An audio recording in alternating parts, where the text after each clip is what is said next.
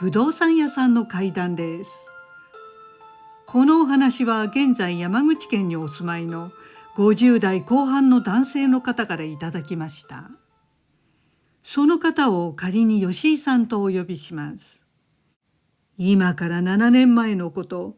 吉井さんは急に動悸息切れなどの心不全の初期症状が起きたので病院を受診しました。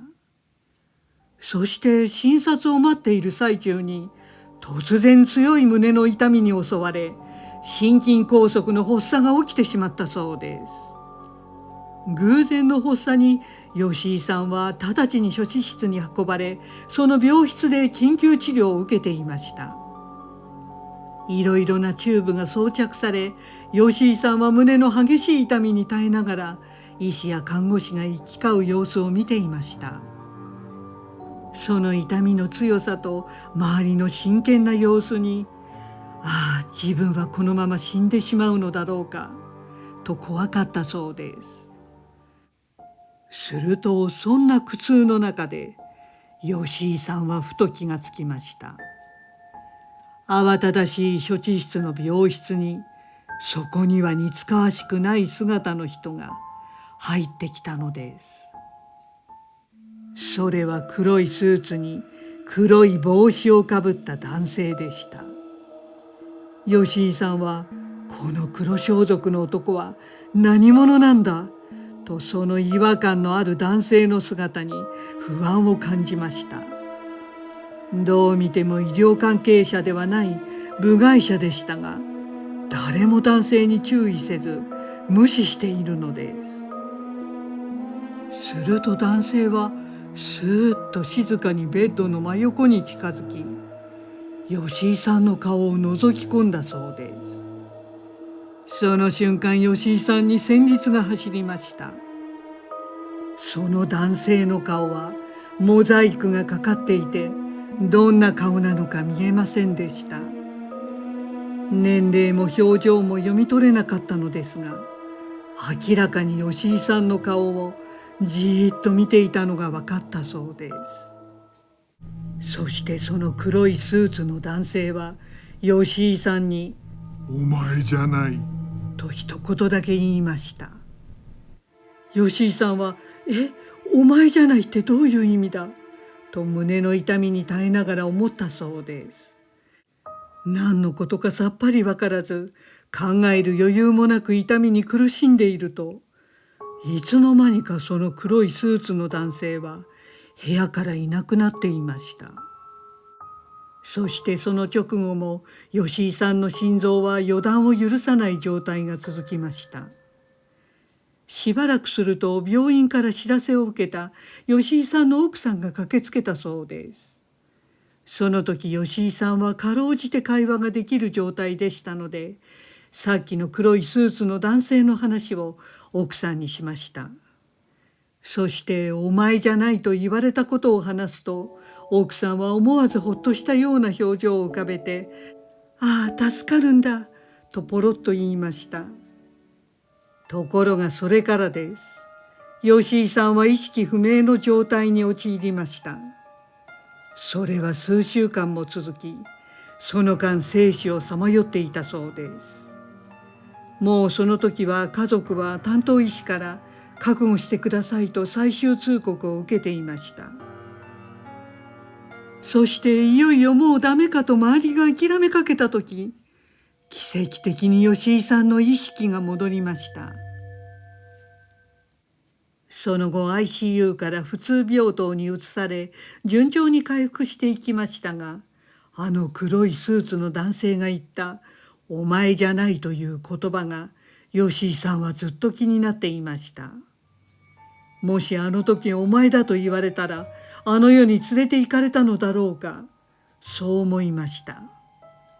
その後看護師さんや補助の人にあの黒いスーツの男性の話をしたそうです。すると入院患者の何人かから吉井さんと同じ体験を聞いているということでした。その人たちは生きて戻れたから体験を話せているわけで、もしお前だと言われていたら、あの世に連れて行かれてその証言はないということです。さて、今まで健康だった吉井さんは突然心臓を患ってしまったのですが、吉井さんにはその直前に体験した不吉な出来事がそれに関係するのではないかと疑っているそうです。それは吉井さんが心臓発作で倒れる少し前でした。吉井さんと他の友人の A さんと B さんの男性3人で山口県内の山間にある心霊スポットに真夜中に探索しに行ったそうです。それは地元の山口市でも有名な霊場で、3人は懐中電灯を片手に山道を歩いていきました。時間はすでに深夜をとうに回っていて、2時近くになっていました。山道を A さんが先に歩き、B さんと吉井さんはその後ろをついていきました。しばらくして突然先頭を歩いていた A さんが立ち止まりました。そしてぎょっとした表情で後ろの2人に振り返り、下がって下がってと手で合図をしたそうです。吉井さんも B さんもこれは何かあったと思い、すぐに足を止め、吉井さんは後ろに少し引き下がりました。でも B さんは A さんが何に遭遇したのか興味津々だったようで見に行ったそうです。すると A さんの視線の先には一人の女性がいて、木に藁人形をコンコンコンと釘で打ちつけている最中でした。それは30歳前後のワンピースを着た華奢な女性で、顔は乱れた髪でよく見えなかったそうです。この女性は深夜2時近くに山中の神社のご神木らしき木に釘を打ちつけていたのです。紛れもなくそれは牛の国参りをする女でした。すると突然女がはっと手を止め、A さんと B さんの気配に気がつき、2人の方を振り向きました。そして女は体をブルブルと震わせ怒りをあらわにして、いきなり向かってきたそうです。やばいと思った A さんと B さんは血相を変えて吉井さんの方に引き返しました。その時吉井さんは逃げろ逃げろと叫んで慌てる2人に驚いたのですが、彼らの背後に髪を振り乱して追いかけてくる女が見えました。吉井さんは何が何だかわからなかったのですが、2人の恐怖におののく様子にすぐ状況を理解し、一緒に逃げたそうです。女はかなり激怒していたようで、3人が逃げても逃げても執拗に追いかけてきました。吉井さんたち3人は逃げながらも自分たちの車が女に見つかってしまうのが気になりました。そこで車のあるところとは反対に下山していき、麓の国民宿舎まで必死で逃げたそうです。その間時々振り返ると女はまだ後方に見えたのですが、3人が林から出ると人目につくのを気にしたのか、女は追いかけるのを諦めたようで、いつの間にか見えなくなっていました。3人はほっと胸をなで下ろし、その日はすぐ帰宅したそうです。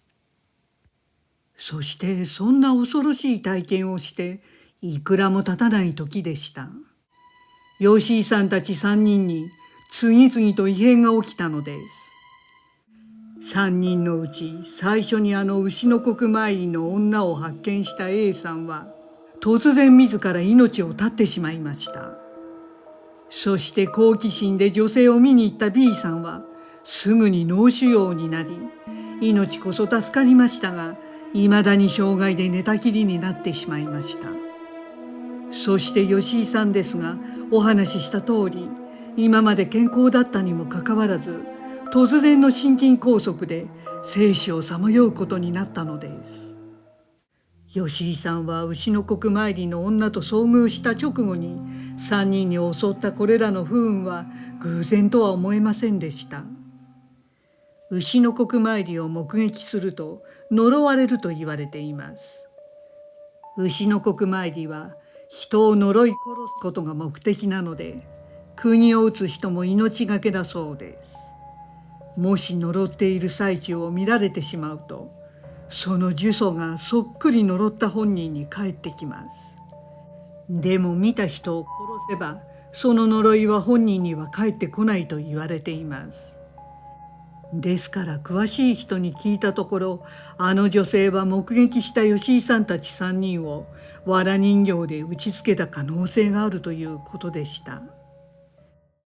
ところで吉井さんは心筋梗塞で入院しましたが、退院前に医師からはあなたの症例では 80% が死亡、さらに5年後生存率は 50% 以下だと聞かされていました。この話を語っている現在は生還7年目で、幸いにも吉井さんは毎日のウォーキングで健康を維持できているそうです。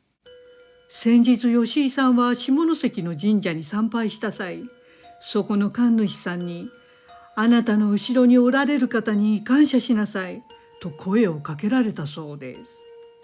そしてどこの神社でも境内で深呼吸をしなさいとも言われました。見知らぬ神主さんがなぜたまたま参拝に来た自分にそんな声をかけてくれたのかはとても不思議だったそうです。